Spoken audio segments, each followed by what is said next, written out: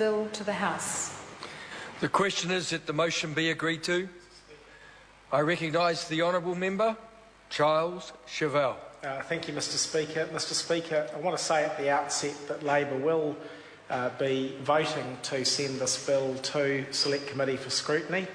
It does appear on the face of it to be a sensible bill that will actually improve the way in which community sentences are administered. And I commend the Minister for actually bringing a measure to the House that does have that purpose. The temptation has clearly been in the past too often for ministers to bring law and order measures to this House which actually won't make a lot of difference to public safety, but which sound good, play well in the media. And I think we can be confident that this isn't one of those. I think it's commendable that the general policy statement to the bill says and recognises overall current legislation continues to provide a sound framework for the operation of the corrections system. However, certain provisions have been identified as barriers to managing offenders in the community in a manner that is safe, secure, humane, effective and efficient. The purpose of this bill is to remove those barriers. Well, sir, if it transpires that the scrutiny at Select Committee confirms that the bill will do those things properly, then the opposition will continue to give the legislation support. But, sir, there are a number of concerns that we have in considering this first draft of the bill. For example, whether or not it does actually make changes that are sufficient and adequate to the extent that is needed for the protection of public safety, given the technological opportunities that now exist in this area in particular. I was very glad a week or two ago to visit the Mangere Probation Service Centre and to see the work that is being done there, particularly in light of the technology that is now available and particularly in light of the changes in the way that corrections administer community sentences. They have deliberately laid out their work areas in ways that allow for and maximise cooperation between the teams, and so they can keep in contact with one another about the way in which different community sentences are being administered in the area for which the office is responsible. And obviously we don't want to do anything in the legislation that will get in the way of doing that.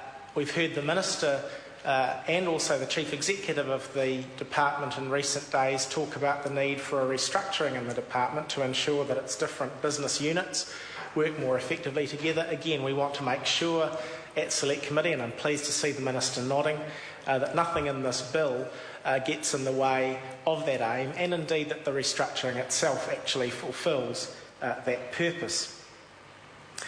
Sir, I think it's also important to remember that process is important here, and that part of the scrutiny that this bill is going to require is the extent to which it amends other legislation. Now, the Minister said rightly in her first reading speech that this legislation will amend the Bail Act.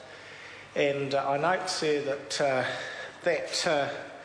there's a bail amendment bill that was introduced to the House today, and it's in the name of another minister, the Minister of Justice. So we have two bail amendments now going through the House, one at its introduction stage, and we might assume that it might well go to another Select Committee than the one that the Minister's nominated that this one should go to.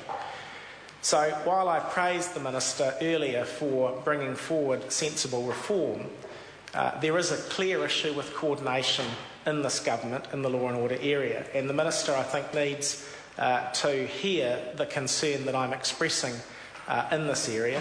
The temptation for her colleague to run off with another initiative, the Bail Amendment Bill, which was supposed to be a consultative exercise. There was going to be a discussion paper based on the public submissions, and then only on the basis of those submissions was there going to be a bill. Well, Judith Collins has thrown process to the wind, and we've seen just the unilateral introduction of a bill today that would also amend legislation that the legislation the Minister's brought in before the House today would also amend. Now, as I say, if it goes off to a different Select Committee, what sort of coordination is there in government law and order policy, and how can we be assured that the provisions of the Bail Act aren't going to end up at sixes and sevens with one another because two different committees of the House and two different ministers are dealing with it at once? That is not a commendable state of affairs, and the government does need to get its house in order on that issue. Sir, I do want to say one or two words generally about community sentences.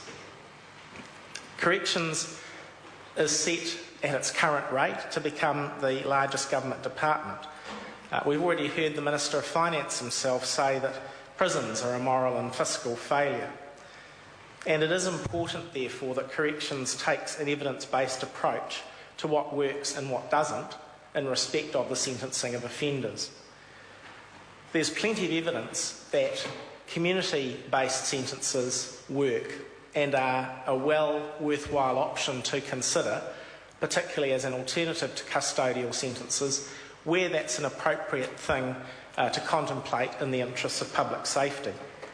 There was a recent review of the sentence of home detention, and that suggested that eligibility for home detention should be based primarily on the reduction of crime rather than the subjective judgments of politicians about certain kinds of criminals. And I was very interested to read some remarks made by the current Minister of Justice in the past about what sort of offences it would or would not be appropriate to have offenders on home detention for. All the comments were about... I'm sorry to interrupt the Honourable Member. Honourable Members, the time has come for me to leave the chair and the House for the dinner break. This sitting is suspended and I shall resume the chair at 7:30 p.m. this evening. Haere rā, ka kite anō, good evening.